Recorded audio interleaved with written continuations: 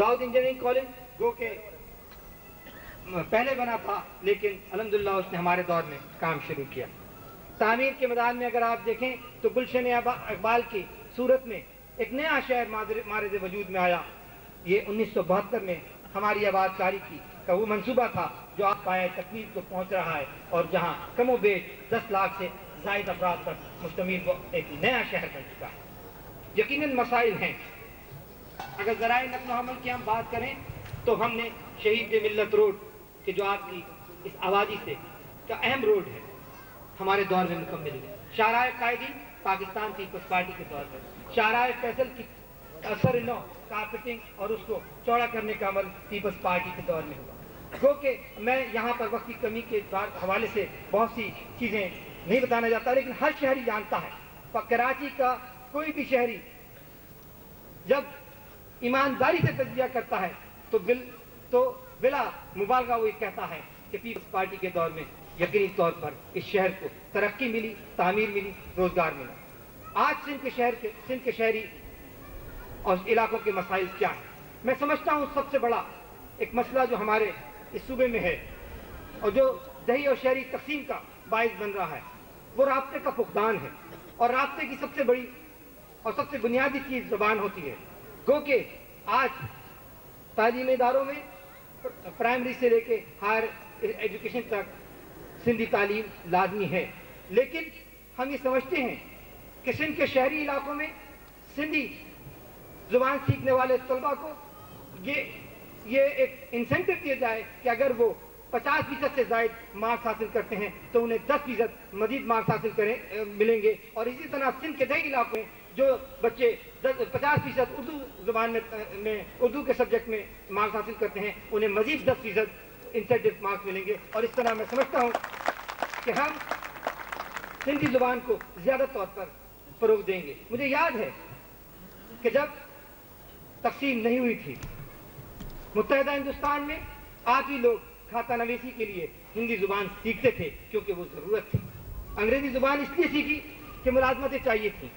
آج اپنے صوبے کو ترقی دینے کے لیے, اپنے صوبے کی تعمیر کے لیے سب سے بنیادی چیز یہ ہے کہ ہم اس رابطے کو مؤثر کریں جو سندھ کے دیہی اور شہری علاقوں میں پایا جاتا جس کی کمی ہے, اور اس کو فروغ دینے کے لیے میں سمجھتا ہوں کہ صرف یہ تو تعلیم کے میدان میں بات ہوئی.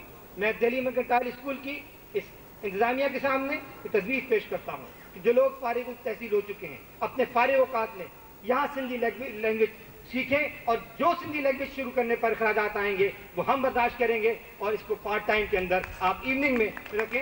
ٹیچر بھی ہم پرووائڈ کریں گے اور یہاں میں بھی سندھی سیکھوں گا اور آپ بھی سندھی سیکھیں. اور جو ہمارے انٹیریئر کے لوگ ہیں وہ اردو بولتے ہیں اور اردو سمجھتے ہیں, تو آخر کیوں؟ میرے والد محترم یہاں موجود ہیں, انہوں نے بھی ہندی میں کھاتا نویسی کرتے تھے جب ان کو ضرورت تھی. لیکن بہرحال 1958 تک میرے مرحوم بھائی سراج احمد شیخ سندھی پڑھتے تھے, سندھی لکھتے تھے, کیونکہ N J we high school کے اندر انہوں نے تعلیم حاصل کی تھی. وہاں 1958 تک سندھی میں تعلیم دی جاتی تھی, اور 1958 سے 1970 تک چونکہ وہاں سندھی زبان میں تعلیم نہیں دی گئی, تو اسی دور کے اگر آپ دیکھیں وہی نسل ہے جو شعور کی پختگی کو پہنچی اور جوان ہوئی, اور جو رابطے کے فقدان کی وجہ سے گمراہی کا شکار ہوئی, یا میں کہوں گا کہ بھٹک گئی, اور انہوں نے لسانیت کے عصبیت کا وہ شکار ہو گئی. انشاءاللہ تعالیٰ ہمیں محبت امن کے چراغ جلانے ہیں, کیونکہ امن کے بغیر خوشحالی ممکن نہیں ہے. آج اپنے صوبے کے طرف دیکھیے, یہ اللہ تعالیٰ کا انعام ہے. ابھی حال ہی میں سندھ میں جو کوئلے کے ڈپازٹ دستیاب ہوئے ہیں 80 ارب ٹن سے زیادہ کے وہ ذخائر ہیں, اور آپ یہ بتائیے اللہ کا اس سے بڑا عطیہ کیا ہوگا. 1.5 درجن سے زائد مقامات پر گیس دریافت ہوئی ہے صوبہ سندھ میں. 2 درجن سے زیادہ جگہ تیل دریافت ہو چکا ہے جس پہ کام ہو رہا ہے. ہم ان نعمتوں سے اسی وقت فیضیاب ہو سکتے ہیں کہ جب امن ہو, کیونکہ امن خوشحالی اور ترقی کے لیے ضروری ہے, اور امن کے لیے بنیادی چیز اتحاد ہے. ہمیں نفرتوں کو ختم کرنا ہوگا, ہمیں محبتوں کو بڑھانا ہوگا, ہمیں جذباتی نعروں سے گریز کرنا ہوگا, اور جذباتی نعرے لگانے والوں کو مسترد کرنا ہوگا. میں اپنی بات کو مختصر کرتے ہوئے یہاں گزارش کروں گا کہ دہلی مرکنٹائل سوسائٹی کے پاس ایک 5,500 گز کا قطع اراضی رفائی پلاٹ بلاک 7-8 میں موجود ہے. ایک ٹیکنیکل کالج کی یہاں بات کی گئی. دہلی مرکنٹائل سوسائٹی کی انتظامیہ اس کالج کی تعمیر کا آغاز کرے. میں وزیر اعلیٰ صاحب سے درخواست کروں گا کہ وہ وزیر اعظم پاکستان محترمہ بینظیر بھٹو صاحبہ سے ہمیں وقت لے کے دیں. ہم اس کا سنگ بنیاد محترمہ بینظیر بھٹو صاحبہ وزیر اعظم پاکستان سے نصب کرائیں گے اور 25 لاکھ روپے کا فنڈ چاہے میں وہ وزیر اعظم سے آپ کو دلاؤں, چاہے وہ میں اس شہر کی گلیوں میں گشت کر کے جمع کروں, میں آپ کو فراہم کروں گا. دوسری اور آخری بات, تمام رشتہ داریاں تعلقات اپنی جگہ, لیکن یہ بھی حال ہی میں جھیل کا ایک ایمینٹی پلاٹ آپ کو بھی ملا ہے اور دیگر کو بھی. میرے علم میں یہ بات آئی ہے کہ اسے کچھ لوگ تجارتی مقاصد کے لیے استعمال کرنا چاہتے ہیں. یہ پلاٹ ایمینٹی پلاٹ ہے. پورے دہلی مرکنٹائل سوسائٹی میں سوائے یونین کپ کے کوئی کھیل کا میدان نہیں ہے. اس اسکول کے ساتھ ہمیں ایک کالج بھی بنانا ہے, اس کے لیے بھی ہمیں کھیل کے میدان کی ضرورت ہوگی. جناب والا, اس معاملے میں تمام تر معذرت کے ساتھ آپ نے گولڈ میڈل دیا, آپ نے بہت سی باتیں کی, لیکن اصولوں پہ سمجھوتا نہیں ہو سکتا. ایمینٹی پلاٹ ہے. کوئی اگر یہ چاہے گا کہ اسے تجارتی مقاصد کے لیے استعمال کرے تو میں اس کے راستے میں سب سے بڑی رکاوٹ ہوں, کیونکہ شہر کے تمام رفاہی پلاٹ کے لیے حکومت سندھ بھی ایک فیصلہ کر چکی ہے, اور اس شہر کے عوام کو بھی ہم یہ بتانا چاہتے ہیں کہ جو آپ کے علاقے میں رفاہی پلاٹ ہے وہ در حقیقت آپ کی ملکیت ہے. پارک کا پلاٹ ہے وہ آپ کی ملکیت ہے, آپ اسے ڈیولپ کریں, آپ کے بچے اس پارک میں کھیلیں گے, اس کھیل کے میدان میں کھیلیں گے, اس میں اس سے استفادہ کریں گے. وہاں اگر اسکول بنے گا آپ کے بچے اس میں تعلیم حاصل کریں گے, وہاں اسپتال بنے گا آپ کی آبادی کو فائدہ ہوگا. آپ کیوں ایسے لوگوں کے ہاتھ میں یہ پلاٹ جانے دیتے ہیں جو لوگ ناجائز قبضہ اس پہ کر لیتے ہیں؟ آپ اس کے ہاتھ راستے میں رکاوٹ بنے. ہر کام حکومت میں نہیں چھوڑا جا سکتا. ہمیں امداد باہمی اور اپنی مدد آپ کے تحت آگے بڑھنا ہوگا اور کام کرنا ہوگا. میں آپ سب حضرات کا ایک بار پھر شکریہ ادا کرتے ہوئے اللہ تعالیٰ سے دعا کرتا ہوں کہ وہ مجھ میں وہ انکساری, وہ خلوص, وہ جذبہ خدمت برقرار رکھے کہ جس کے طفیل آج آپ نے مجھے یہ اعزاز بخشا ہے. اللہ تعالیٰ میری رہنمائی کرے, میری مدد کرے. بہت بہت شکریہ.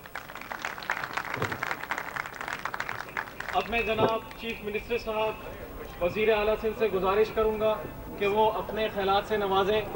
جناب محترم سید عبداللہ شاہ صاحب وزیر اعلیٰ سندھ.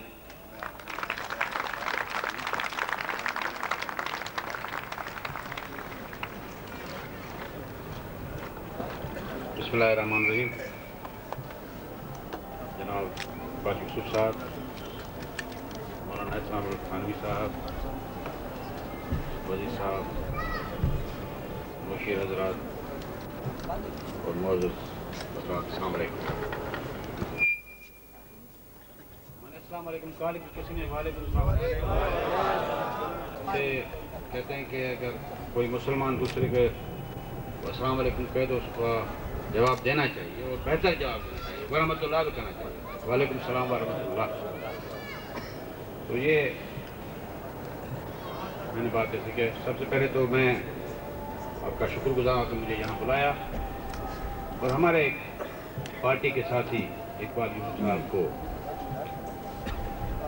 عزت دی ہے. اور اقبال صاحب نے صحیح فرمایا کہ اس کی شناخت یا میری شناخت پاکستان پیپلز پارٹی ہے, اور جب یہ آپ نے اس کو عزت دی تو ہم اپنی عزت اس کو سمجھتے ہیں, اور اسی لیے میں آپ کی برادری کا شکر گزار ہوں کہ آپ نے ہمارے ایک ساتھی کو یہ عزت دی ہے. ہم سب آپ کے شکر گزار ہیں. اقبال سے میری باتیں ہوتی رہتی ہیں. اس نے بتایا کہ اس کے آبا و اجداد پہلے بلوچستان میں تھے, وہاں سے پھر چلے گئے دلی, ملتان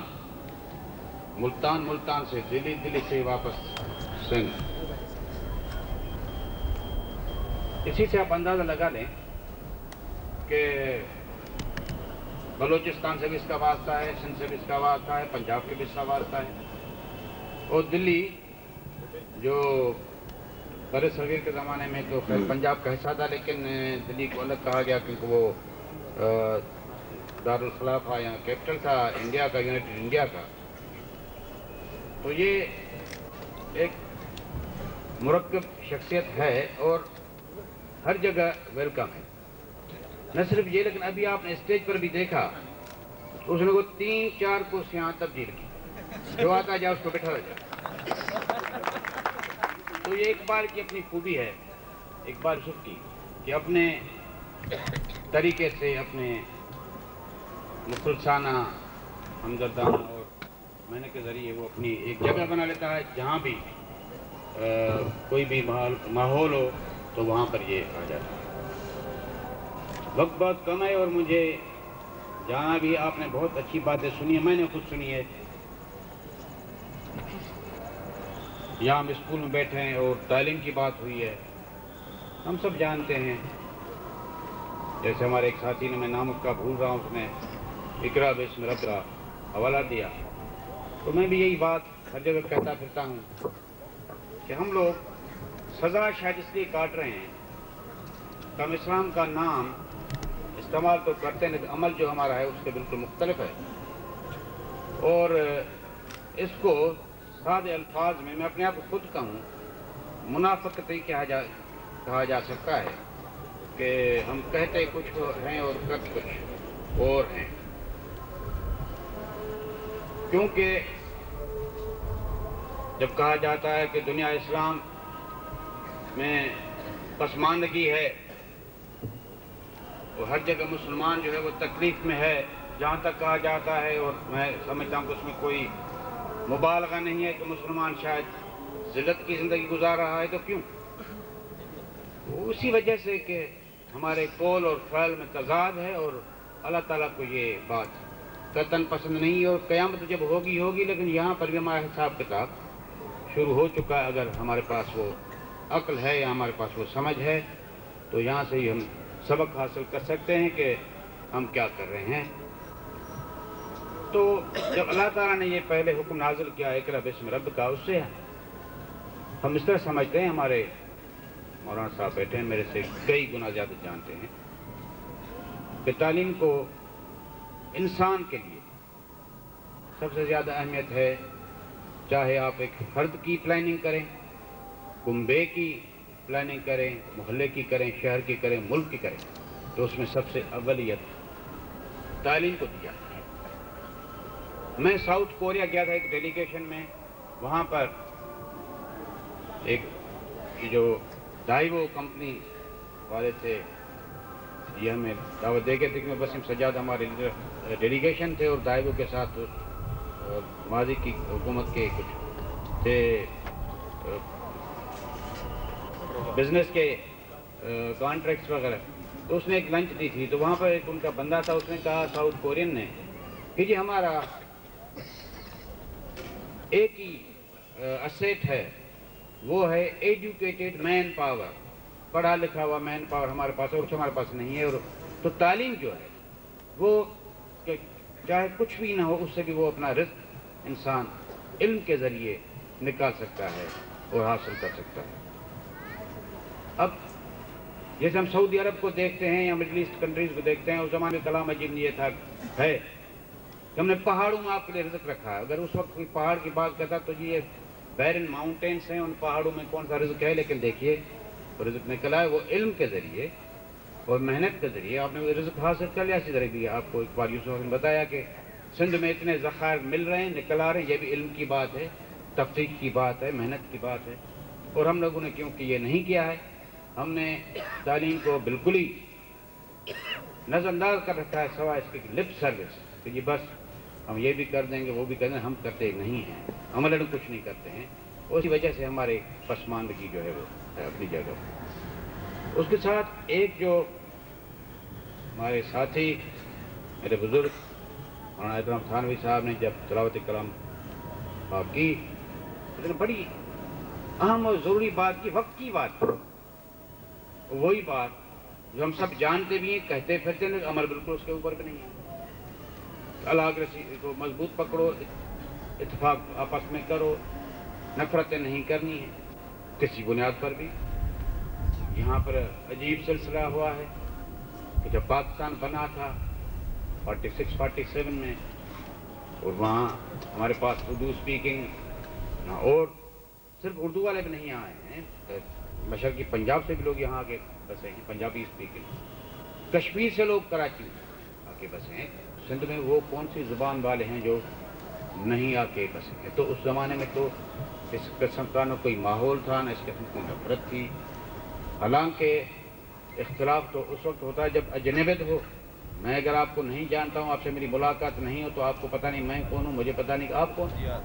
لیکن اتنے برسوں ساتھ رہنے کے بعد یہ جو نفرت ابھی پھیلائی گئی ہے، یہ بڑا ہی افسوس کا مقام ہے. اور اس میں آپ سب ہم جب تلک، یہ کسی حکومت کا کام نہیں، کسی سیاسی جماعت کا کام نہیں. اس میں ہر فرد، ہر شعبے کو آگے بڑھنا ہوگا اور محنت کرنی ہوگی، تب جا کے ہم اس مصیبت سے نجات پا سکیں گے. اور چند افراد ہیں، میں تو کسی کو نہیں اس کا دوشی بناؤں گا.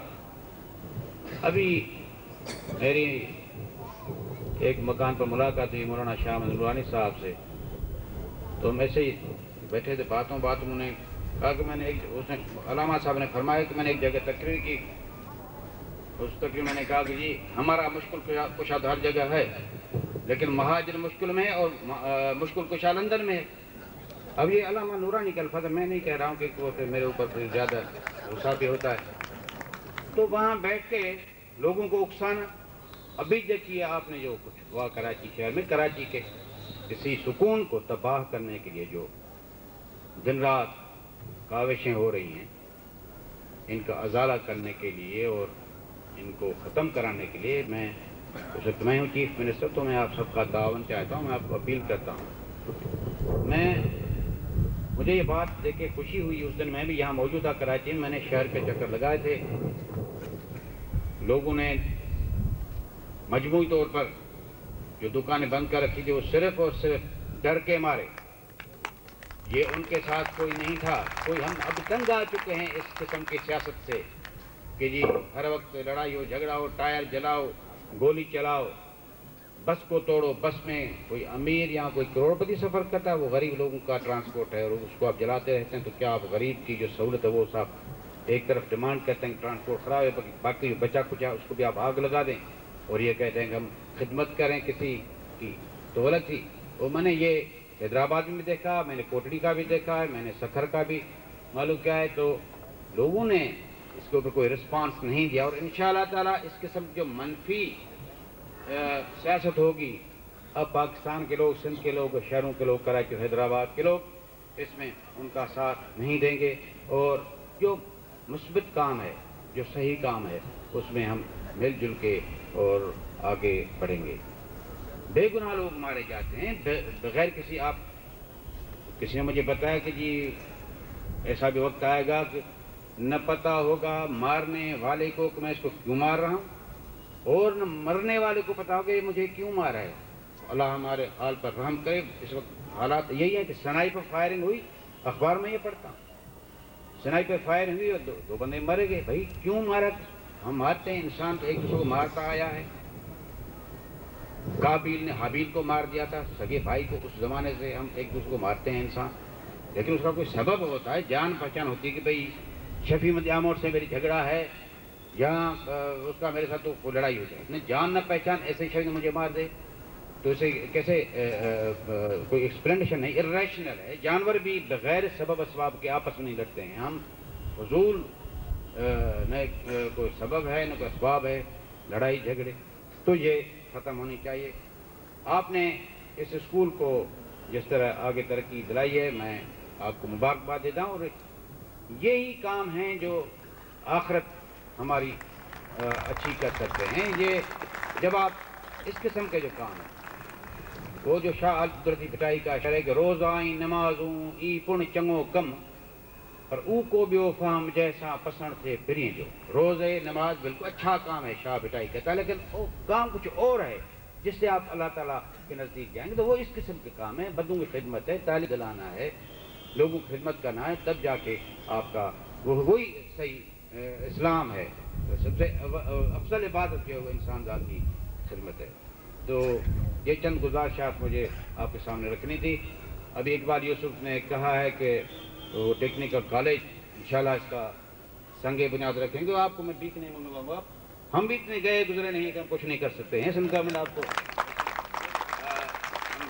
یہ نیکی کے کام ہے، کیسے نہیں کریں گے؟ اور اگر بھیک مانگنی پڑے میں بھی سید ہوں، میں بھی تمہارے ساتھ بھیک مانگوں گا، اور پیر صاحب ہمارے بیٹے میں اس کو بھی ساتھ لے چلوں گا، یہ سارے نہیں ہمارے پیر صاحب ہیں، یہ سب مل کر کے مطلب اگر حکومت بھی کرے گی اور چندہ بھی کریں گے، کیونکہ نیکی کے کام ہیں، سب مل کر کے انشاءاللہ کریں گے، تو کراچی ہو یا سندھ کا کوئی اور شہر ہو یا قصبہ ہو، ہم ہر ایک کے لیے اس کے خواب دیکھتے ہیں کہ وہ آگے بڑھے گا، اور یہ میرا خواب بہت پرانا ہے، میں آپ کو بتا رہا ہوں، یہ سیاست کی بات میں نہیں کر رہا ہوں، یہ بچپن سے میری ایک اس ملک کے لیے ایک خواب تھا، وہ کبھی فرصت ہوگی تو آپ کو میں وہ باتیں بتاؤں گا، اور جب بھی مجھے یہ سعادت نصیب ہوئی کعبۃ اللہ جانے کو اور مدینہ منورہ جانے کو، تو میں نے پاکستان اور سندھ کی بھلائی کی دعا مانگی، اور مجھے یقین ہے کہ میری دعا مقبول ہوگی۔ السلام علیکم۔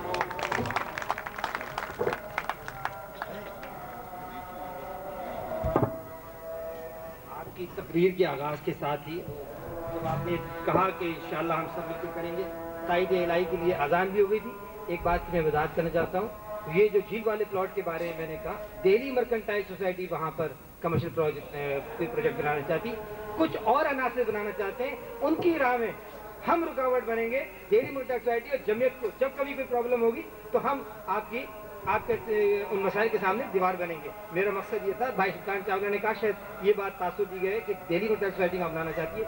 دہلی مرکنٹائل سوسائٹی اس پلاٹ کو رفاہی مقاصد کے لیے استعمال کرنا چاہتی ہے، وہ ایمینٹی پلاٹ ہے، اور ایمینٹی پلاٹ کے جو ہے وہ ایمینٹی کے مقصد کے لیے استعمال ہوگا۔ میری توجہ اس طرف تھی، بھائی سلطان ناراض ہو گئے کہ شاید میں نے یہ بات آپ نے وضاحت میں کرتا ہوں، اور آپ اطمینان رکھیں آپ کے دیے ہوئے اس اعزاز کا اسی طرح تحفظ کروں گا جس طرح آپ کا خدمت کی ہے۔ اب میں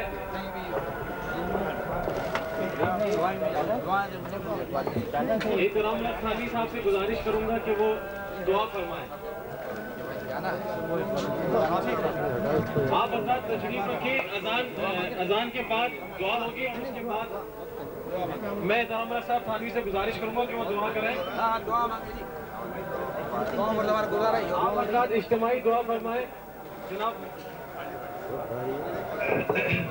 یہ تقریب بس اختتام کو پہنچ رہی ہے اور دعا کے لیے مجھ سے کہا، اور بس دعا اس بات کی کیجیے جو عبداللہ شاہ صاحب نے اور عثمان یوسف صاحب نے جو باتیں کہی ہیں، ملک میں اور صوبے میں خاص طور پر امن و امان کی بحالی کے لیے، تو سب سے پہلے ضرورت اس بات کی ہے کہ جس تعلیمی ادارے میں آپ ہیں اور جو اقبال یوسف صاحب کی کوششوں سے یہ ڈی نیشنلائز ہوئے ہیں، ایسا ماحول رہے کہ یہاں پر تعلیم جاری رہے۔ دعا کیجئے کہ اللہ تعالیٰ صوبے میں امن و امان قائم فرمائے، اور قرآن کریم کی جو آیت میں نے ابتدا میں تلاوت کی تھی، اللہ تعالیٰ ہمارے دلوں میں الفت پیدا فرمائے اور ایک دوسرے سے محبت پیدا فرمائے۔ دعا فرمائیے کہ اللہ تعالیٰ خیر کے تمام کاموں میں، ہم آپ کو بھی یقین دلاتے ہیں کہ اگر آپ اس صوبے کے اس شہر کے لیے جتنی بھی بغیر کسی امتیاز کے ہمارا تعاون آپ کے ساتھ ہوگا، اللہ تعالیٰ آپ کو بھی توفیق عطا فرمائے کہ نیکی اور خیر کے کام آپ اپنے اختیارات اور اپنے اقتدار سے شہر میں جاری فرمائیں، اور اللہ تعالیٰ ہم سب کو بھی اس بات کی توفیق دے کہ نیکی کے اور بھلائی کے کاموں میں ہم بلا امتیاز سب کے ساتھ تعاون کریں۔ دعا فرمائیے اللہ تعالیٰ اپنی مرضی پر چلنے کی توفیق عطا فرمائے۔ دعا فرمائیے کہ اللہ تعالیٰ اپنی منہیات سے بچنے کی توفیق عطا فرمائے۔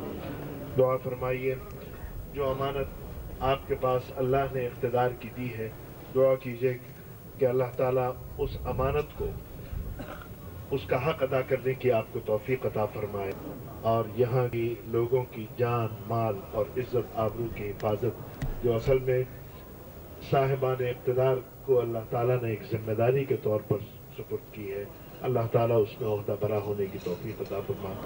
اور دعا فرمائیے جمعیت کے تمام بزرگوں کے لیے، اور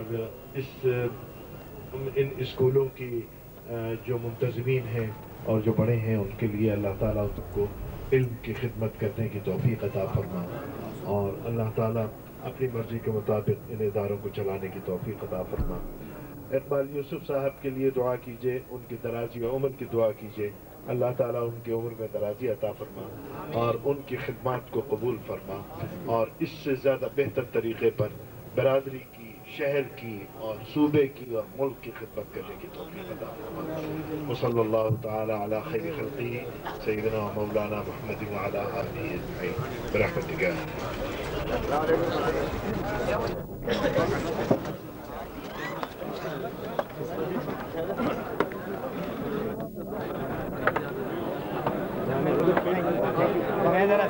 بہت بہت